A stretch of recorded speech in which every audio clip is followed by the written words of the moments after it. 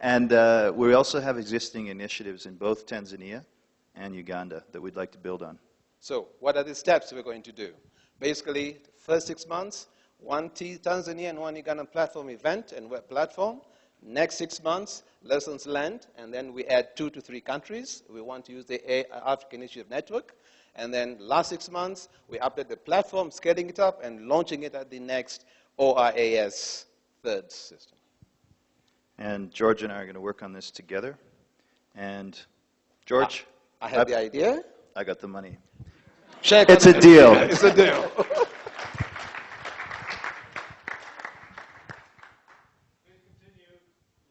I would like to ask you first, who believe that the youth are the future innovation engine for this continent? Who? I need to see hands. Okay, this is very encouraging. So why do you think they are not doing it? Why are they? We have all this belief and they're not doing it. Why? Very difficult to get answers, but we have been discussing that. And what we are proposing today, we are proposing an African youth forum that would work on building the African Youth Innovation e-library. And you would see how our youth can perform. Thank you. We are thinking of African Youth Innovation Library, which is basically, it's a network of lightweight that facilitates and inspires and enable the rural youth to innovate. It provides a collection of easy to digest, informal, multimedia learning objects, learning games, and successful stories from grassroots innovators. The users will be enabled and rewarded for creating their own learning objects, successful stories that get distributed through the library network. And we have discussed and agreed, okay? We have agreed that we prototype this library in Egypt, Mozambique, and Uganda. And our main motto here is to have it done by the youth and for the youth, job creation in their own communities.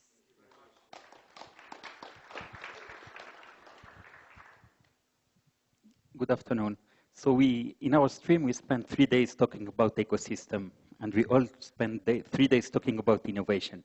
And if we talk about this ecosystem, we should talk about environment, we should talk about policy.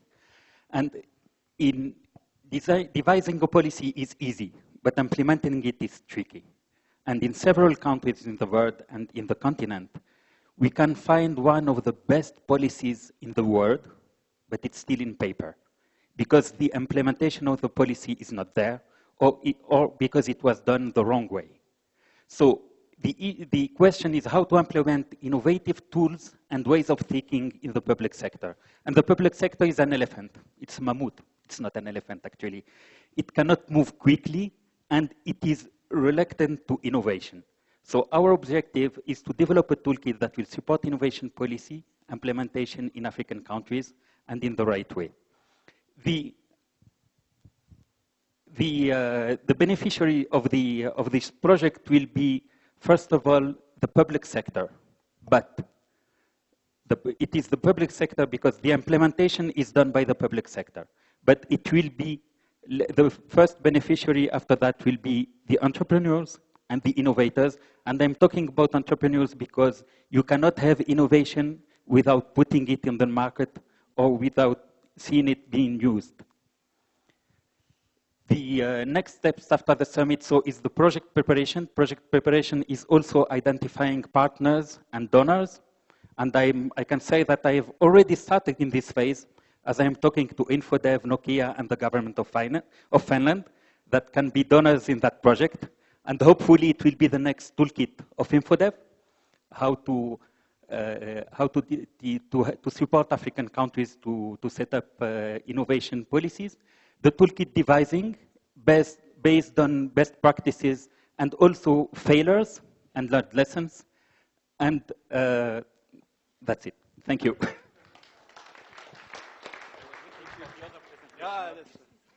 Good afternoon, ladies and gentlemen. I'd love to pose a question. Should innovation be for the urban, youth, young? And I have a proposal for that. The proposition is that we have RIA. That is a rural innovation acceleration, where it encourages innovation in rural centers for both our women and the young, so that we can actually be able to eradicate some of the urban-based problems, such as rural-urban migration. So, understanding how different rural innovation is, very important. The role of the women and women's group.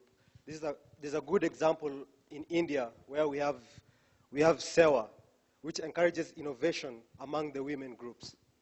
Indigenous knowledge, this is actually innovation that can be able to cater for the rural problem, not innovation that can cater for urban, yet we don't have an innovation that can cater for the actual rural problem.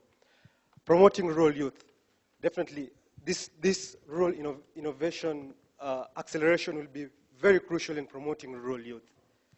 Recognizing rural value system and rewarding these particular innovations in rural areas. This is innovation which will actually recognize the rural setting, the indigenous setting, and actually reward the rural innovators. So definitely with this it will improve many lives and the well-being of the rural-based population. This will be key in driving the informal sector and actually to bring the informal sector to the formal sector. Next step, the startup, there's obviously a constitutive process going on. We already have partners in this. Dorothy is among them. And then who will bring this further? We have Relabs, UC, and non-zero sum development. Thank you very much.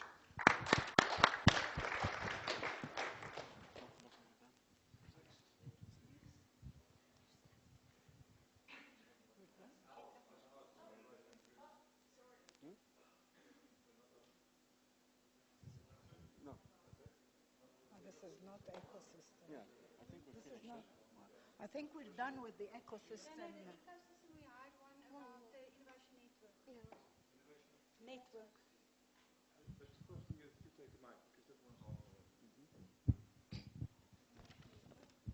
Mine is on leadership, behavior, culture, and mentalities. First, we have to take the celebrating failure. That is soft landing, quick and positive start. Appreciation of risk-taking. That is bravery. Persistence. On to the second one is celebrating grassroots innovation. Rural innovation is innovation's core, just like what my colleague has said. On to the third one is let me solve it. Like we say, change has to start with me. So we all have to have that attitude. Then the other point is gender. Men, women, children, whoever. It has to start with whoever. We should not put anyone outside our innovation. Thank you. Ladies and gentlemen, if you think about it, each one of you here is part of the ecosystem of innovation in Africa. You.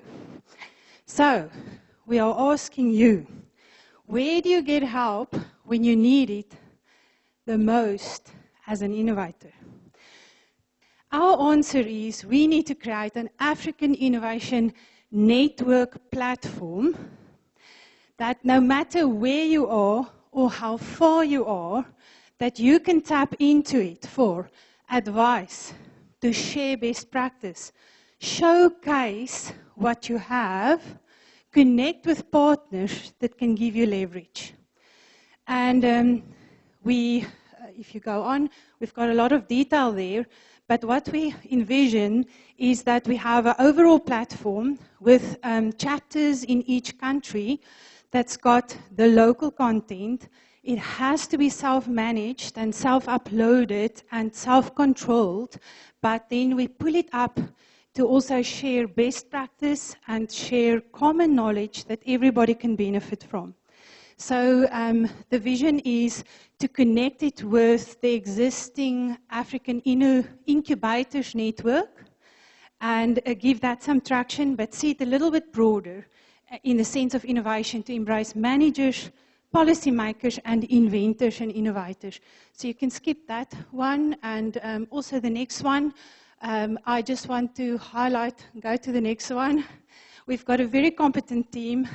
The Vice President of AIN, the existing AIN, says he will run with it. In South Africa, we've got a platform called the Southern African Innovation Network that we really successfully want to roll out then into chapters maybe and share that, our journey of 3 years and how we did it, and maybe then help replicate a project there. And then we've got leaders in each of these sectors that could partner with us.